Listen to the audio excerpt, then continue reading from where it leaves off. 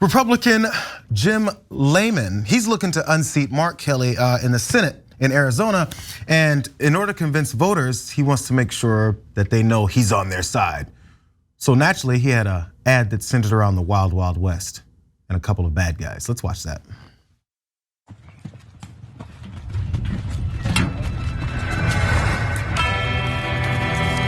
It's a DC gang!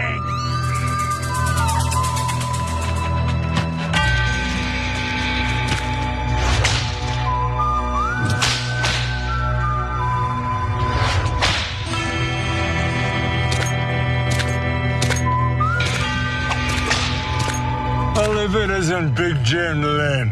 We're tired of being pushed around. And inflation. And open borders. And gas prices. The good people of Arizona have had enough of you. It's time for a showdown.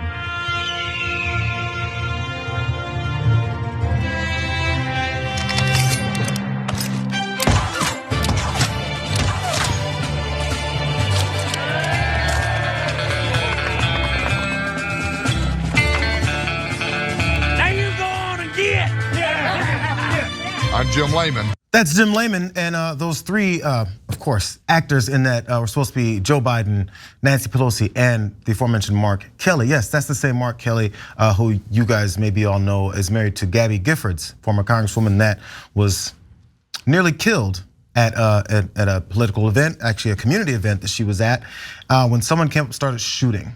So outside of that irony, let's first look at the things that Gabby Giffords and her husband have been going through since that now 11 years, but they were featured on the Today Show last year on the 10-year anniversary of what happened. Let's watch a little bit of that.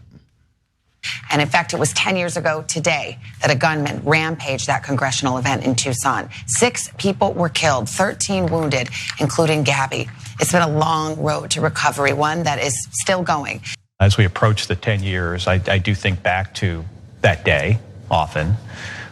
There was a moment where it was reported that Gabby had died. It was about 30 minutes.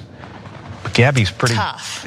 Gabby's pretty tough. Really tough. On January 8th, 2011, a gunman shot into a crowd at a local meet and greet with their congresswoman, Gabby Giffords, killing 6 and injuring 13, including Gabby, shot point blank in the head.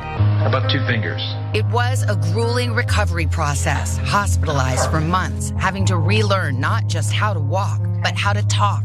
I'm from Arizona. You're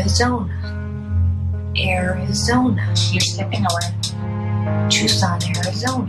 But years of pain and hard work and her continued struggle to speak have not diminished Gabby's sparkle or her sass. So you could probably imagine what some people were saying about all of this, specifically a few of his primary opponents. A few of these Republicans, let's get to some of them.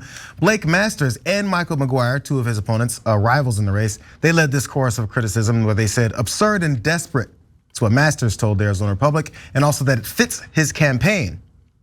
Real violence and use of deadly force is no laughing matter, is what McGuire said. Violence in America is real and it isn't funny. This ad shows poor judgment and isn't reflective of the values of the Second Amendment. This ad will do more to boost Mark Kelly's fundraising than help Republicans. So that was McGuire in that last one, and it still kind of shows you where his concern is. This is gonna help our opponents win this race. Not, we're continuing to inspire our supporters to think they can have plots to kidnap governors, start shooting more people in the head, promise you'll shoot people in the head, call up their congressional offices and talk about what you're gonna do to them and their children and their wives and their families. All this stuff that we've seen happen, but it only becomes reality when it happens. And then they go, I couldn't have seen it happen, it's just a couple of crazies. I don't know where they came from. Yeah, so every once in a while, some troll or bot or maybe some, very rarely a real person, when I criticize Democrats on Twitter, will say like, oh yeah, but you still want us to vote for them in the general election. Yeah, otherwise you have to vote for a Republican. Look at these monsters. He knows that Mark Kelly's wife was shot in the head. And he does an ad where he's shooting at Mark Kelly anyway. Because there is no bottom to that barrel. The other Republicans are criticizing him because they're in a race against him. You think they wouldn't do likewise? There is no bottom to that Republican barrel. They just don't care about decency or civility or any of those things. You think it's a coincidence that now 40% of Republican voters say it might be time to resort to violence? It's constantly doing political ads where they're shooting something. And by the way, also fake Democrat, actual Republican Joe Manchin did the same thing, where he shot at one of Obama's bills because he's so tough. And in politics, you have to do violence. And then we're surprised January 6th happened. No, the Republicans celebrate gun culture, nonstop shootings, and violence all the time. What's the thing they say about the Second Amendment? Oh man, government tyranny. Well, the person who shot Gabby Giffords shot a government official in the head. Yep. And so now here's Jim Lamon or Lamon or whatever his name is saying, oh yeah, here I am shooting at her husband, another government official, now a senator. They're disgusting, Rick. So, yeah, I obviously completely agree. There are a few points to hit on. The first is Gabby Giffords was serving her constituents by holding an event in public where she was doing literal outreach from one person to another. That's what we'd like to see, but obviously in these times, it's dangerous everywhere. Sans COVID, of course, because of the gun craze that we have in this country. So she was doing something that we would hope a lot of other politicians would do, and yet she, according to Mark Kelly, lost her life and then was brought back to life. The other part is 6 people did die during that shooting as well. She's very lucky to be alive. And as I told JR previously on his show, The Watch List, I'm glad that we showed what occurs behind the scenes, because that is the stark reality of, instead of saying, for example, in 2019, nearly 40,000 people died from gun violence, you're actually seeing what happens when someone survives that gun violence. And she's lucky to be where she is today. Now, I differentiate a little bit from what you guys said, because usually when it comes to Republicans and other Republicans, they're with them 1000%. So the fact that they even said, and obviously this is the bare freaking minimum, but the fact that they even said something that rebuked what they saw, I was like, oh my God, that's an actual slight win. But they're basing it off of wanting to get more power. That's a fight. Of course. Republican primaries, they get vicious. Then after that, they fall back and go, oh, actually, by the way, when I was talking about how Jim Lamon shouldn't have been doing shooting guns if he wins the shooting at his opponents, then they would say, right, oh, it's okay. It's the same thing. It just happens every time. They'll fight then, and then they fall in the line. Well, I hear you, but on the sorry, just real quick. On the flip side, would you rather them say this is awesome? Like I wouldn't, of course, and I know it gets vicious, but like this is just, again, this is small stuff. I'm not saying that they're great people. They are horrible people who represent a horrible party.